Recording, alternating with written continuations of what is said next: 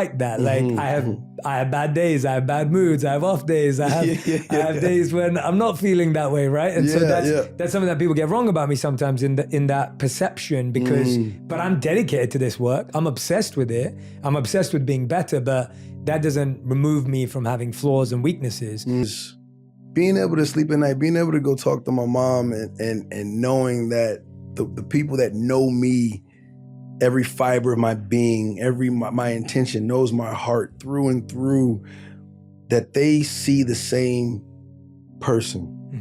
They're able to connect with the same energy and the same vibe and the same spirit. My energy has never changed. You know, I think being authentic to that frequency is super important to me. No matter where I go, no matter how I evolve, and have to mature and grow up, I want my energy to always feel the same. That's why when you meet certain people and it's been years that go by and you pick right back up where you left off, it feels like no time is lost. That energy is it's always the same. And I love when people I haven't seen in a long time or come at me like, man, whoa, it feels, it's the same. And that just lets me know that I'm not losing myself. I'm not losing track of, who I am and where I come from.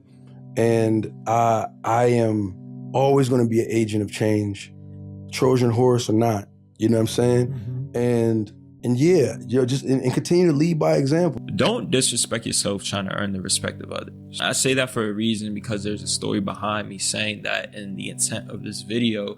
But I want to talk about in this video in general about letting people miss out on you. And now specifically for myself, I've had a situation where I've caught myself disrespecting myself and lowering my own self-worth, lowering my own boundaries in order to earn the acceptance of somebody else. Now, the interesting thing about this is that I usually don't do that. Like I'm a person who I enforce boundaries. I set limitations. I call people out on their actions, and I'm constantly like showing my self-respect. But what I've noticed and what I've started to become aware of is that with certain people, I allowed them to do various different certain things. And this is going to look different for everybody. Some people do it with people who they think have more money than them, who they see as better than them, who they see as older than them. And they almost begin to diminish their own self-respect because they see them as better than them, or they see them as like a better person in some way, shape, or form, where they idolize them over themselves.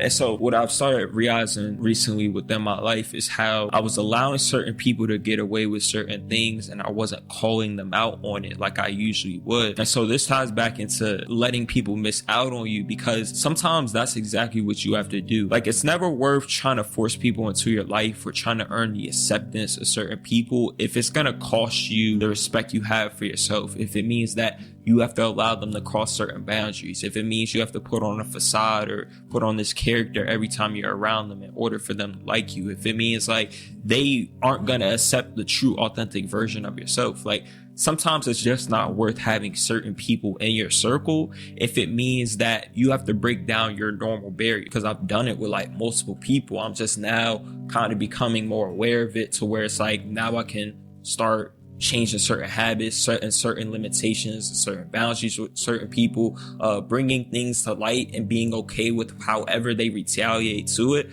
Some people may not even want to be in my life because they aren't willing to accept that new version of me. And some people aren't going to be willing to adapt to those new boundaries and realizing that they can't get away with certain things that they were able to get away with in the past. And, even when you make certain mistakes with people or you do people wrong, like at some point in time, you're going to like do something negative to another person, whether it's accidentally hurting them, accidentally disrespecting them, accidentally making some way, shape, or form of like a mistake to where they kind of hold a grudge against you. But one thing you have to realize is that an apology is enough. You taking the step to actually start making change within yourself is enough. But what you shouldn't do is get in this headspace of thinking you owe that person something. And that's the headspace I got into, where I felt I owed another person all these various different things. And so as a result, I lost respect for myself. Like, never get in a situation where, hey, I messed up, so now trying to get your respect back or trying to get your trust back,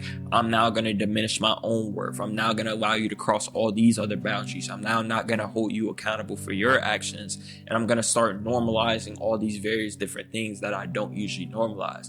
And so sometimes you have to realize, like, when you do certain things with certain people in certain relationships, hey, if it's negative and you have to change yourself and you can own up to your own actions, you could start making changes. You can ask for forgiveness. You can say that apology and just own up to your BS. But don't allow that to diminish the respect you should still have for yourself. And don't let that make you put this person on a pedestal in order to make it seem like you're trying to get back up to them or earn them again or get them to accept you all over again or something like that. You're going to lose sleep.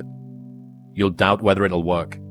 You'll stress to make ends meet. You won't finish your to-do list. You'll wonder whether you made the right call and have no way to know for years. This is what hard feels like, and that's okay. Everything worth doing is hard, and the more worth doing it is, the harder it is. The greater the payoff, the greater the hardship. If it's hard, good. It means no one else will do it. More for you. Start with action and make small promises to yourself that you don't break. If you had a friend and every single time that you and your friend decided that you were going to go out for dinner, that friend either showed up 2 hours late or didn't show up at all, you would stop trusting that person. That is the relationship that you have with yourself. You need to be able to trust your own word. And a lot of us don't, because life is very convenient and it is easy for people to not stick to the promises that they set themselves, because our ability to be idealistic is always going to outstrip reality's ability to deliver that to us. As soon as you posit an ideal, you then begin to compare yourself to that ideal. And true hell is when the person that you are meets the person that you could have been. I think a lot of the pushback that I got from the people around me, some of the people around me, was your behavior is throwing my behavior into sharp contrast. And, this is the lonely chapter, right? This is why the movement away from your existing friend group. This is Neo, you've already been down that road. You know where it leads. You know you don't want to go there. It's all of those things. Reminder that if you want to be exceptional, you're going to be different from everyone else. That's what makes you exceptional. You can't fit in and also be exceptional. Both have discomfort. When you fit in, you have internal conflict because you're not being 100% you. When you're exceptional, you have external conflict because everyone sees you as different. Pick one. When your friends start to say, you've changed, remember it's because they don't know how to say, you've grown. But because, at least for me, I always have such inherent uncertainty of my own opinions and such a sense that everybody else is balanced and actually knows what they're doing, that I give undue weight to the criticisms of others. Oh, maybe they are right. Maybe it is stupid for me to stop drinking. Maybe this does make me boring. Maybe it is pointless for me to do. Like, who even knows if meditation works? Sam Harris, right? Like, all of these doubts that start to creep in, and that, like we were saying before, I was riddled with fake ambitions. My ambitions were fake. They weren't ambition. They were insecurity. Most of our lives are dragged by insecurity and shame. They're not driven by ambition. And it's a tragic truth that most of us are going to have. Our ambitions and our narratives fail us before we realize that they're illusions and mirages and they're false. This is the discomfort that everybody feels, whether you're launching a business or doing personal development or doing all the rest of it. And as opposed to thinking about it as a bug, think about it as a feature. And as opposed to thinking about it as something that's a personal curse that's difficult, think about it as the selection criteria that everybody has to get over. That's the reason why so few people are equanimous and actually have peace in their mind. Because meditation is hard and everyone thinks, am I doing it right? This kind of sucks and I'm twitchy and I'm tired today. Why are so few people in shape? Because going to the gym and sticking to the gym is difficult. Maybe it's a tiny bit easier for some people that like it than others, but for most people, most of the time, it's really, really hard. Thinking about the challenges that you need to face is just a selection criteria. The cost of doing business, right? This is just the cost of doing business, and I need to pay it. If they don't have what you want, don't listen to what they say. There's no greater waste of time than justifying your actions to people who have a life you don't want. You need to do something that is worthy of being prideful about, right? What would have had to have happened in a week for you to look back on that week with pride? Okay, maybe stop breaking promises to yourself. When you say, I'm going to wake up tomorrow at 7 a.m. and when the option comes to hit the snooze button, don't do it. There's one win that you've got for the day.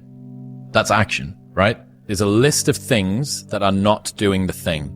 So here is a list of things that are not doing the thing. Preparing to do the thing isn't doing the thing. Scheduling time to do the thing isn't doing the thing. Making a to-do list for the thing isn't doing the thing. Telling people you're going to do the thing isn't doing the thing. Messaging friends who may or may not be doing the thing isn't doing the thing. Writing a banger tweet about how you're going to do the thing isn't doing the thing. Hating on yourself for not doing the thing isn't doing the thing. Hating on other people who have done the thing isn't doing the thing. Hating on the obstacles in the way of you doing the thing isn't doing the thing. Fantasizing about all of the adoration you'll receive once you do the thing isn't doing the thing. Reading about how to do the thing isn't doing the thing. Reading about how other people did the thing isn't doing the thing. Reading this essay isn't doing the thing. The only thing that is doing the thing is doing the thing.